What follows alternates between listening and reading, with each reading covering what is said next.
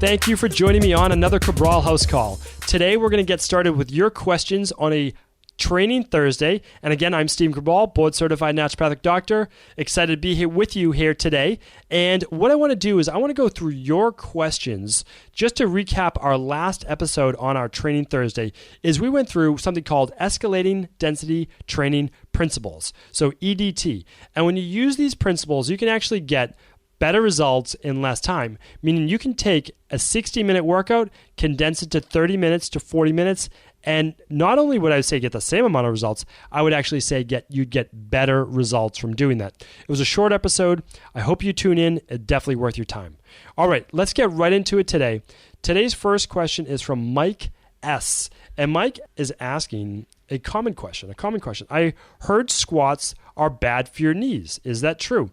So, it's a yes and no question. If you squat improperly, squats are bad for your knees because you're putting a shearing force on a joint that is now malaligned, so misaligned, not in proper alignment with the body, or with improper form that's loading up a joint instead of loading up the muscles. So whenever you're loading up a joint, it's bad. And that's why we don't do a lot of single joint exercise. Like we don't do a lot of leg extensions and we don't do a lot of leg curls. And the reason we don't do that is because that places stress on your knee joint. So what we do are the big compound exercises. And that means two joints, not just the knee joint. It means working the knee, but also in conjunction with your ankle and hip, typically for a leg exercise, like a lunge, a squat, a deadlift, or a step up. Those are your four main lifts for your legs. And then you can get creative and come up with thousands of exercises just from that. So Mike, squats are bad for you if you have pain in your knees while you're doing them and you're using improper form. The easiest way to check this out, I'll see if I can I filmed a video like 6 years ago called How to Squat Properly or something like that. It's on YouTube. I'll try to link it up on the show notes page as well. If you go to the show notes page, I'll try to find that video. So what is happening is people, when they squat, they're bending with their knees first. Now, automatically, that is putting the wrong biomechanics on your body, meaning like you're bending your knees first, you're asking that joint to take the load instead of sitting back with your hips and putting the weight on your glutes, the largest muscle in your body, and then onto the hamstrings and quads, calves, and so on.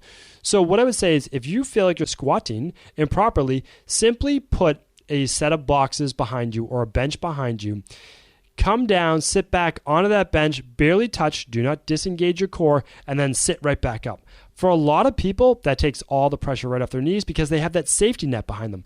They have that ability to not feel like they're going to fall down if they sit backwards. That's usually what holds people back. That's what holds our beginner clients back.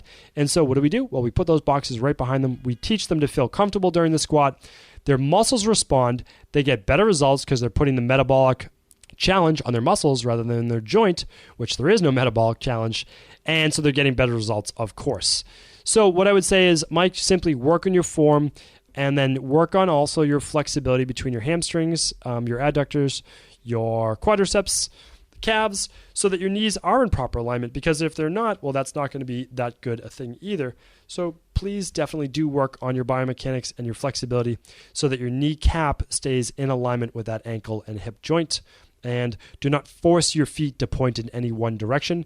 It would be great if they pointed forward, but if you have very tight calves, you have very tight psoas muscles and other muscles like that, your feet may splay out a little bit, which just means your toes kind of turn like, what do they call them, like duck feet. Your toes turn out a little bit. So allow them to do that a little bit until you get your body in proper working order. Don't force your body into a certain position that it's not comfortable with. All right, hopefully that answers your question. It is common. I want to take a little extra time answering it for everyone. Brenda W is up next. Brenda is asking, can I skip working my legs and still get results? I hate training them. Okay, so a lot of people hate training their legs, but if you think about it, here's why. Training your legs is hard work. And the reason it's hard work is because you're working a lot of your body, working a lot of muscle. More than 60%, but more like 2/3 of your muscle is in your legs. Can you imagine not working your legs? You're missing out on like 2/3 of the results that you could be getting. And that's why we have clients come to us. What we do is we tell them that doing cardio is not working your legs, it's working your heart and lungs. We need you to squat. We need you to deadlift. We need you to do step-ups. We need you to do lunges, of course, with good form, no pain. And when we do that, their metabolism skyrockets, and they end up losing at least 5 pounds that first week, of course, with our good nutrition, all of those things. but it will elevate your metabolism to such a high level you can't get doing anything else. You should be training your legs pretty much every single workout when you train with weights, because you're doing full body workouts most likely, and you're not overtaxing them all in one workout because you're not a bodybuilder. I'm assuming you're not a bodybuilder, Brenda, because if you're a bodybuilder, you wouldn't be asking to skip legs. I know that for sure. So, you do have to work them. You really do. You can't work them any other way. If you hate working them, well, just do one or two in each workout and pair them with exercises that you do enjoy, or you could do them, kind of sneak them in by maybe doing like a squat press. So you're doing a press with your shoulders with 2 dumbbells or so, and you're doing a squat at the same time with your legs. So, technically you're working your upper body at the same time, but you're sneaking those legs in there. You could do a squat to a curl, which is really basically like a deadlift with the weights by your side and then curling them up. So you can sneak them in a lot of different ways, but if you want maximum body transformation results, if you really want to transform your body, you want to build good, strong-looking glutes, you want nice, toned legs and calves, you have to work your legs. That's just the way it is. Sorry, I'm just the messenger.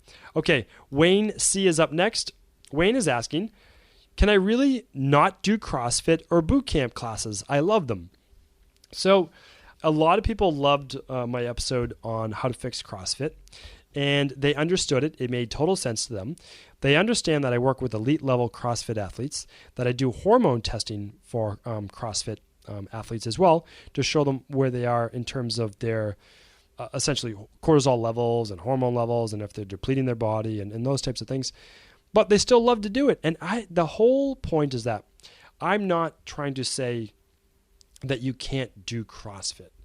What I'm looking to say is that if you're doing it, you need to treat your body and repair your body in a different fashion because of, this goes for all bootcamp classes. I'm not just CrossFit. CrossFit can be, if you're into it, it can be something that you can enjoy doing. But look at it this way. If you're doing CrossFit, most likely you don't want to be doing that every day. It's just too catabolic. It breaks down your body too much. So how can we still allow you to do CrossFit or bootcamp classes? Because you love them, and you should be able to love what you do.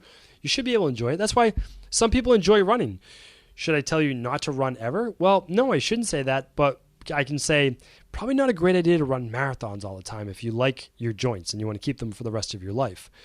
But you could go out for a 3-mile run, a 5K, nothing wrong with that, as long as you're in good mechanics, good mechanical order. So same with CrossFit. What if you did CrossFit twice a week or 3 times a week and you never did it 2 days in a row? And you made sure that after each CrossFit class that you did foam rolling and that you had a good recovery shake, that you were getting all the vitamins and nutrients that you needed, that you were getting enough sleep, that you were doing massage, that you were doing all of those things to repair your body, to bring down cortisol levels, that you were making sure that your body was being well taken care of. Well, then I would say, no, you can absolutely continue to do those bootcamp classes that you do love, the CrossFit classes that you do love. Just don't overdo it. Don't wear down your body. Remember, you can't deplete your body and then not get enough sleep, not eat well enough, not taking the nutritional supplements that you need, and not expect to not get injured one day or become really worn out and worn down and come down with something like adrenal-based fatigue, which is inability to respond properly with norepinephrine and cortisol.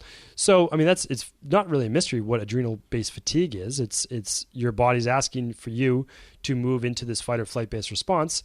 Your body is either inefficient in producing the amount of norepinephrine, epinephrine, or adrenaline that your body needs from the adrenal medulla, or cortex-based, that your body can't produce the amount of cortisol that it needs to actually make you feel awake in the morning, like you can wake up without an alarm clock, that you can wake up without coffee, and that you don't get that mid-afternoon lull and all of those things. So, here's my thing. You still can do it. Not everything has to be an absolute all-out max effort. And then why don't you just do it a couple times a week instead of every other day? Or I shouldn't say instead of every day. Go for twice a week or so. So Wayne, I hope that answers your question. It may or may not be the answer you're looking for, but I can tell you this. My philosophy on life has transformed. Instead of strictly saying, this feels good today, let's go with it, rather than looking at a longer-term approach to being able to do what I love and what I think you should be able to do, which is what you love as well, but also modulating that or moderating that with a long-term outlook for how long can I do this activity for, and how can this help my body from an anti-aging perspective so I don't blow up my joints or destroy my hormone levels in the long run, okay?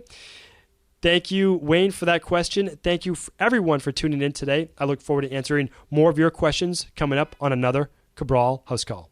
As a thank you for tuning in today, I wanted to share with you the number one system my private clients in Boston and now all over the United States are using to lose weight, decrease bloating, improve digestion, eliminate skin issues, and increase their energy all day long. It's called the Cabral Detox, and without going into all the details right now, simply go to drcabraldetox.com and you can find out how my proven, simple 7-day system can help you lose weight and feel great. There's no hype, there's no marketing, and best of all, it's guaranteed or your money back. And as a thank you for being a listener of the Cabral Concept, I'd like to offer you $10 off your next 7, 14, or 21-day Dr. Cabral Detox purchase in the month of March. Simply enter the savings code MARCH10, all in lowercase, one word, when checking out. Thank you again for tuning in, and I look forward to hearing your success story soon.